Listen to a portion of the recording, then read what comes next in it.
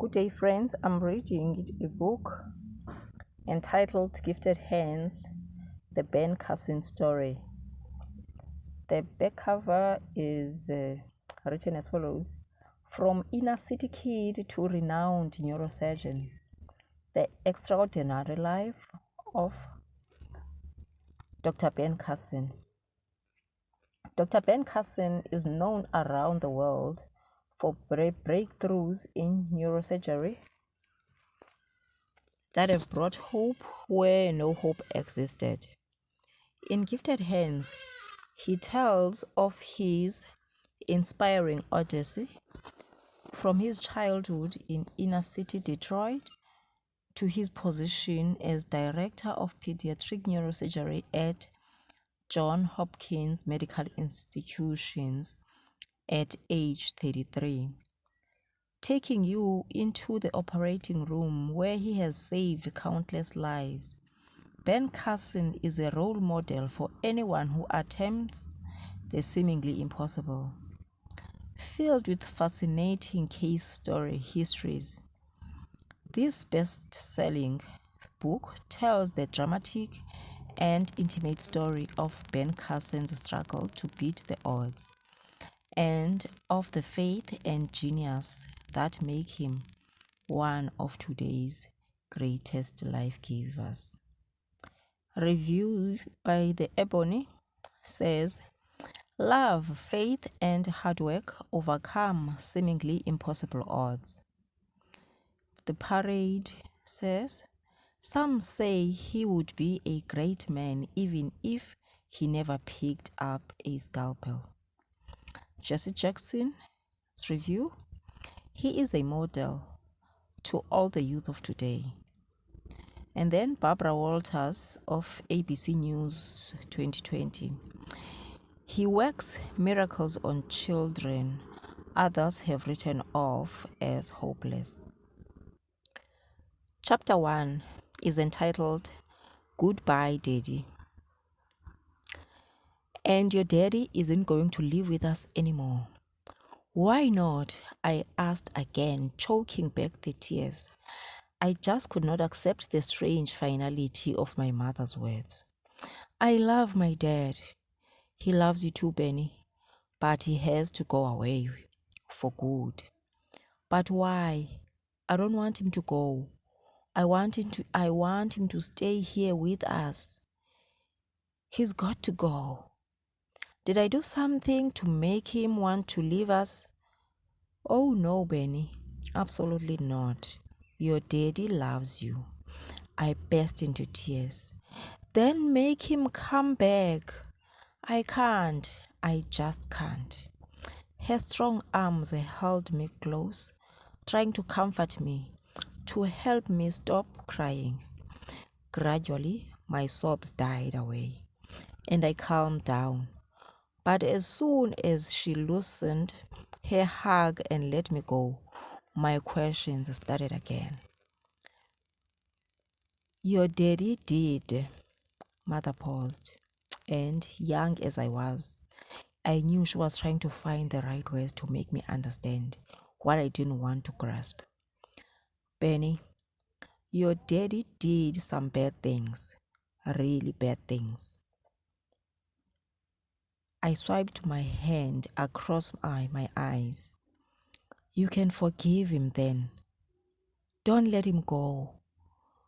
It's more than just forgiving him, Benny.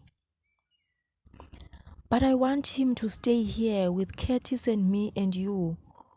Once again, Mother tried to make me understand why Daddy was leaving, but her explanation didn't make a lot of sense to me at 8 years of age. Looking back, I don't know how much of the reason for my father's leaving sank into my understanding.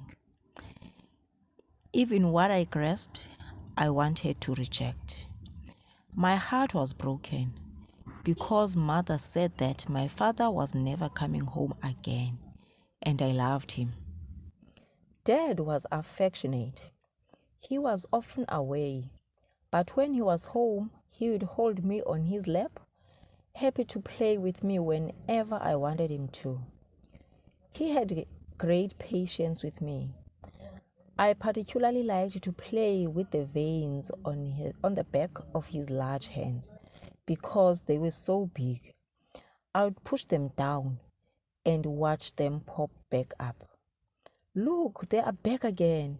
I would laugh, trying everything within the power of my small hands to make his veins stay down. Daddy? Dad would sit quietly, letting me play as long as I wanted. Sometimes he would say, "Guess you're just not strong enough." And I would push even harder. Of course, nothing worked, and I would soon lose interest and play with something else. Even though mother said that daddy had done some bad things, I couldn't think of my father as bad because he had always been good to my brother Curtis and me. Sometimes Dad brought us presents for no special reason. "Thought you'd like this," he would say offhandedly, a twinkle in his dark eyes.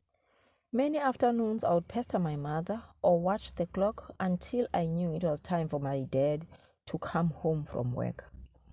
Then I would rush outside to wait for him. I would watch until I saw him walking down our alley. "Daddy, Daddy," I would yell, running to meet him. He would scoop me into his arms and carry me into the house. That stopped in 1959 when I was 8 years old and Daddy left home for good. To my young, hurting heart, the future stretched out forever.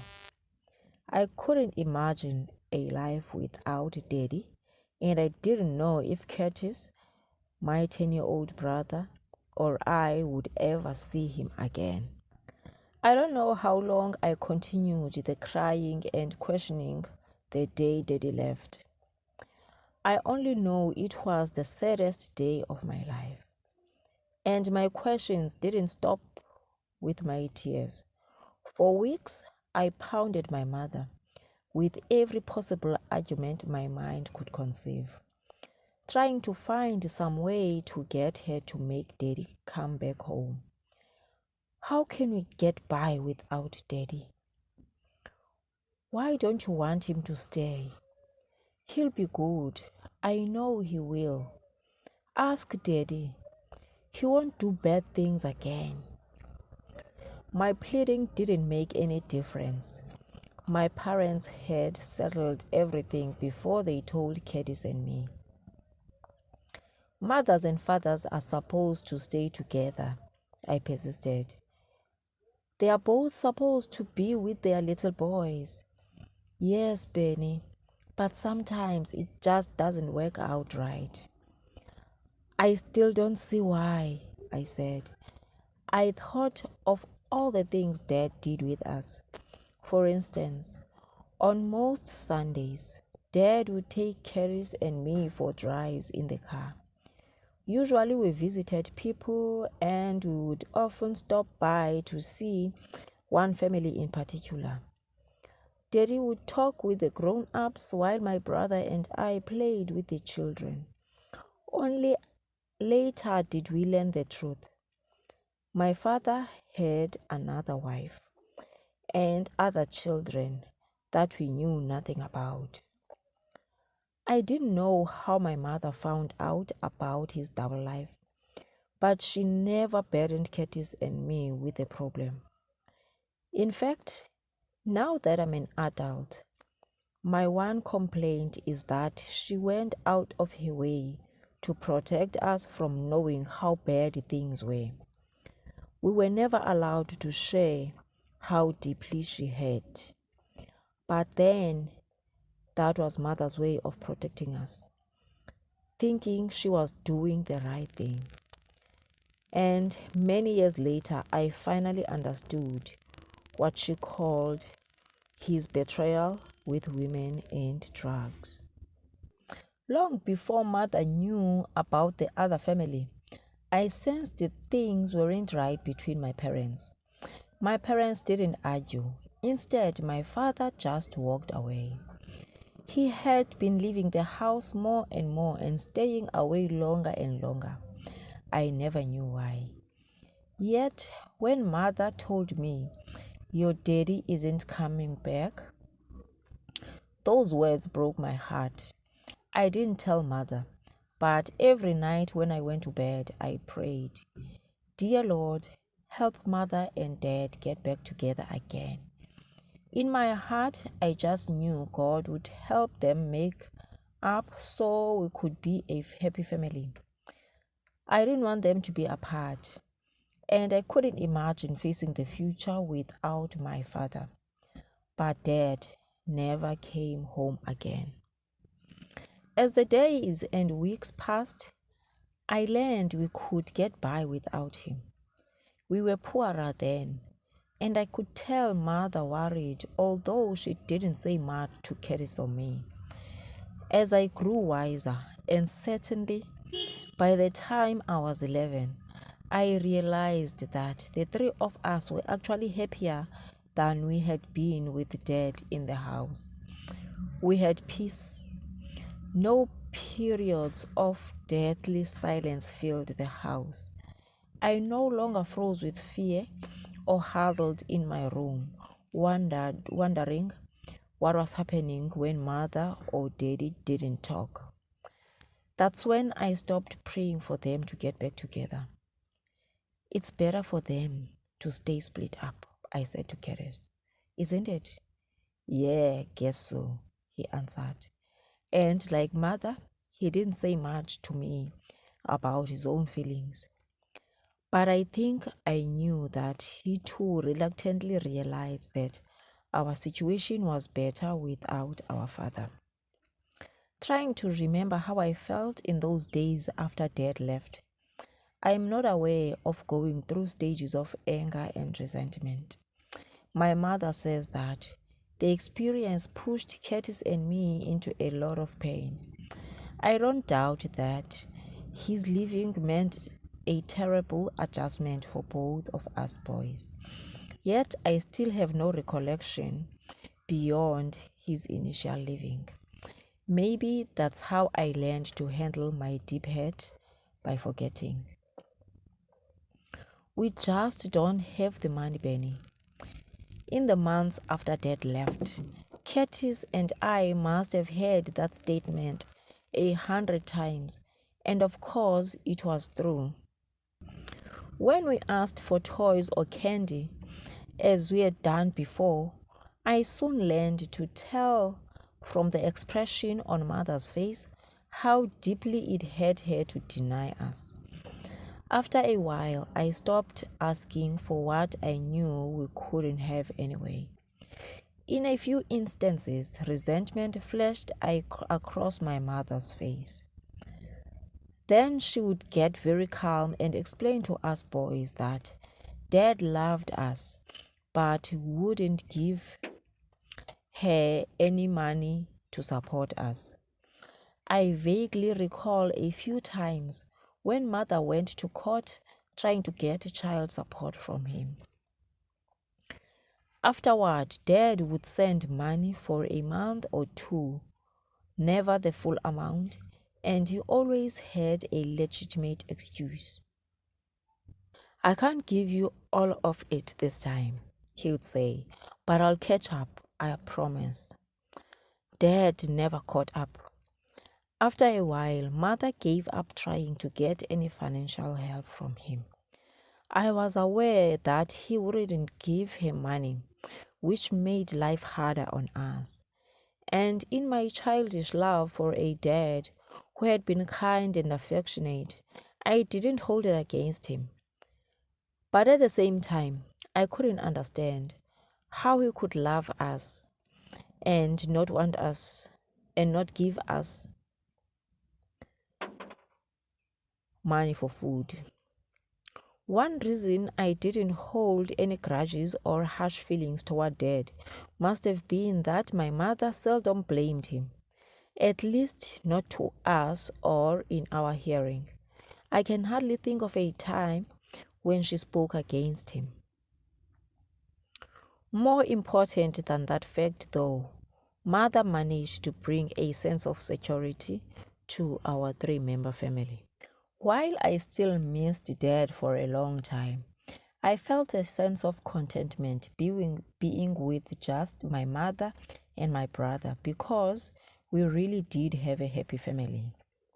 My mother, a young woman with hardly any education, came from a large family and had many things against her.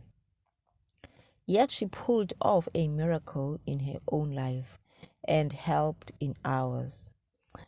I can still hear Mother's voice, no matter how bad things were, saying, "Benny, we are going to be fine." Those weren't empty words either, for she believed them. And because she believed them, Curtis and I believed them too, and they provided a comforting assurance for me. Part of Mother's strength came from a deep-seated faith in God, and perhaps just as much from her innate ability to inspire Curtis and me to know she meant every word she said. We knew we were not rich, yet no matter how bad things got for us, we didn't worry about what we would have to eat or where we'd live. Our growing up without a father put a heavy burden on my mother. She didn't complain, at least not to us, and she didn't feel sorry for herself. She tried to carry the whole load, and somehow I understood what she was doing.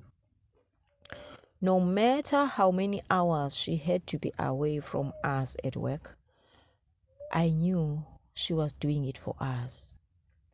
That dedication and sacrifice made a profound impression on my life. Abraham Lincoln once said, "All that I am or ever hope to be, I owe to my mother." I'm not sure I want to say quite like that, but my mother, Sonia Carson, was the earliest, strongest, and most impacting force in my life. It would be impossible to tell about my accomplishments without starting with my mother's influence.